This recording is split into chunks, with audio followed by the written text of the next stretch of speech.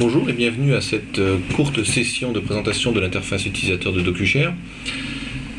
La première chose à faire pour l'utilisateur, c'est bien entendu de se connecter, soit par son login qui vient de l'annuaire d'entreprise, soit par un login qui est lui-même géré par DocuShare. Je vais ici me connecter en tant qu'administrateur.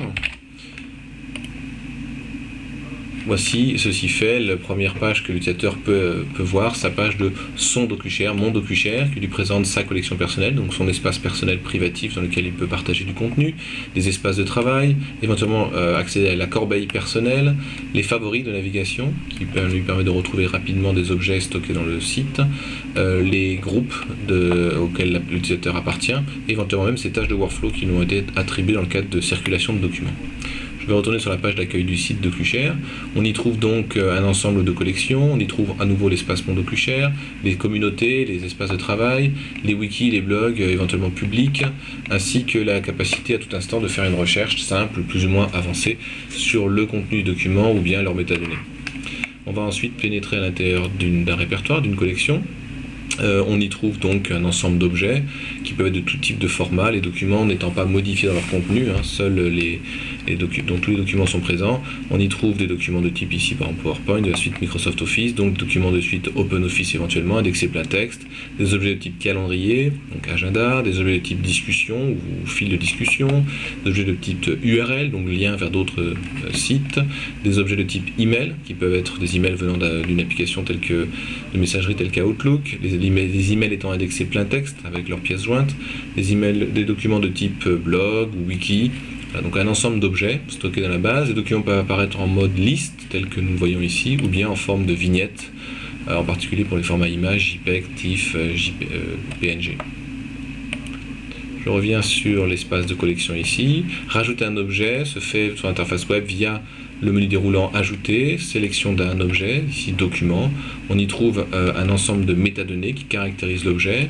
Il s'agit pour l'utilisateur d'aller chercher l'objet sur son poste, de lui mettre un titre par exemple ici, éventuellement un sommaire, et ensuite de cliquer Appliquer. Le document va être mis à disposition pour les utilisateurs dans la GED avec, vous voyez d'ailleurs, le petit bouton nouveau qui peut permettre pour les utilisateurs de s'assurer que le document effectivement est nouveau. Un document, lorsqu'injecté dans la GED, a des métadonnées. Nous allons prendre par exemple ce document Word, constater que ces métadonnées sont de tout type, des métadonnées de type booléen, on va trouver des métadonnées de type champ date, donc ça c'est paramétrable par l'administrateur en fonction des besoins de l'entreprise.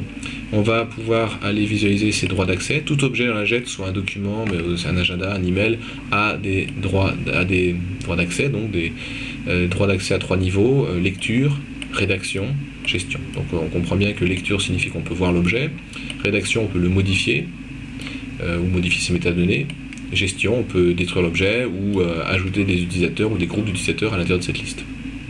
Par défaut, quand un objet est injecté dans un objet conteneur tel qu'une collection, il hérite des droits d'accès, de ces droits d'accès, donc des permissions de ce document.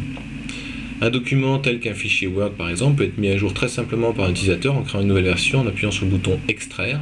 Ceci va ouvrir l'éditeur initial, ici c'est bien un Word, donc ça ouvre Word. Ça me permet ensuite par exemple de mettre le mot auteur en surbrillance par exemple en vert, de fermer l'application, de sauvegarder le document, de fermer l'application. Un petit pop-up me permet de mettre un commentaire tel que auteur en vert, commentaire de version, et donc le document va être réinjecté dans la GED en tant que nouvelle version, ici donc version numéro 9. Nous allons constater que le document est bien à jour et qu'il s'agit bien, on va voir dans les permissions, de la version numéro 9. Plus précisément, en historique de version, nous allons bien constater qu'une version 9 a été créée le 29 mai à 15h04.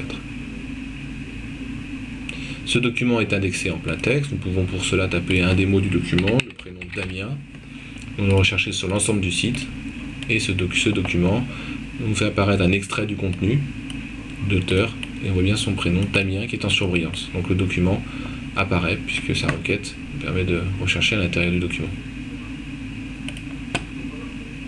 Voilà en quelques minutes présenté donc la base de l'application, stockage de documents. On y trouve, comme je l'ai évoqué, des objets de type calendrier qui contiennent des dates ou des événements avec une présentation éventuellement mensuelle, hebdomadaire ou quotidienne. Ce calendrier peut être visible et rendu visible à l'intérieur d'Outlook. un email.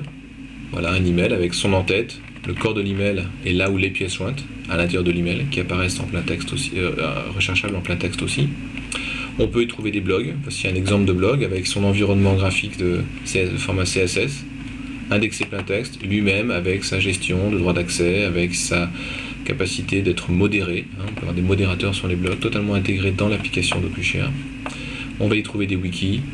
Voilà, donc un ensemble d'objets pré-paramétrés, personnalisables par les administrateurs du site, sont mis à disposition par défaut dans l'application. Voilà, et je me permets donc de vous présenter en quelques minutes l'interface par défaut de DocuShare. Bonne journée.